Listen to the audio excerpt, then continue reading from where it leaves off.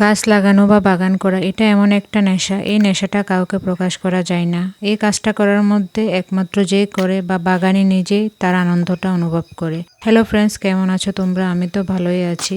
আজকে আমি ছাদে উঠলাম সবজি হারভেস্ট করার জন্য। উঠেই প্রথমে আমি 4টা বেগুন তুলে নিলাম, আমার শিংনাথ বেগুন। তারপর আমি একটা ছোট বেগুন তুলে নিলাম। এই গাছে প্রথম বেগুন ধরেছে, কিন্তু বেগুনটা ছোট হলেও কিবা ও গাছকে ছাড়তে চাইছে না, ওকে ছিঁড়তে আমার অনেকটা টানাটানি করতে হয়েছে।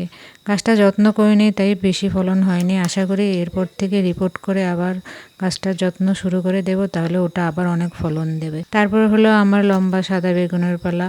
এখান থেকে 2টা সাদা বেগুন তুলে নিলাম। এইটা আমার সবচেয়ে প্রিয় বেগুন, বেগুনগুলো খেতেও স্বাদ আছে। তারপর আমি গ্রো ব্যাগ থেকে কয়েকটা লাল শাক তুলে নিলাম। এগুলো হলো দুল্লার শাক, অরিজিনাল লাল শাক। এই গ্রো ব্যাগের মধ্যে থেকে আমি আগেও লাল শাক তুলেছি, 6-7টা লাল শাক রয়ে গিয়েছিল। এগুলো এখন বড় হয়েছে এবং খুব সুন্দর হয়েছে, মোটাও হয়েছে। এগুলো দিয়ে আমার এক বেলাত শাক হয়ে যাবে।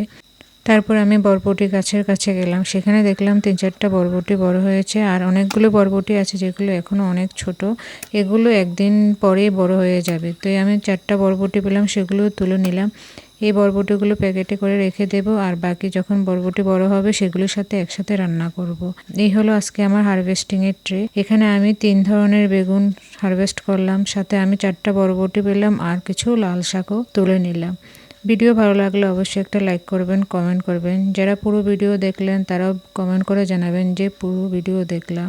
যারা সাপোর্ট করবেন তারা সবসময় সাপোর্ট পাবেন। ভিডিও দেখে লাইক কমেন্ট করলে আমিও আপনাদের ভিডিও দেখে আসবো।